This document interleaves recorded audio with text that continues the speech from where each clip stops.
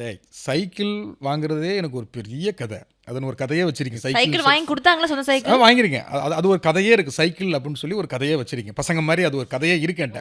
அதை நான் ஒரு நாள் பண்ணுவேன். அதெல்லாம் ஒரு வேர்ல்டு சினிமாவுக்கு பண்ணி அனுப்புகிற ஒரு கதைகள். அது ரொம்ப ஒரு ஃபீல் குட் ஃபிலிம். அது ரொம்ப நல்லாயிருக்கும். அது பண்ணணும். அது பசங்க ஒரு ஆடியன்ஸ் இருக்காங்கல்ல, பசங்க மாதிரி எப்போ படம் பண்ணுறீங்களோ அவங்களுக்குலாம் வச்சிருக்கீங்க, கொஞ்சம் வெயிட் பண்ணுங்க. ஆனால் அது உங்களோட கதை தான். எங்க தான். அப்போ சைக்கிள் வாங்குறதே ஒரு பெரிய கதையாக இருந்த எனக்கு கார் வாங்குறது எவ்வளோ நான் இடையில பைக் வாங்கவே இல்லை.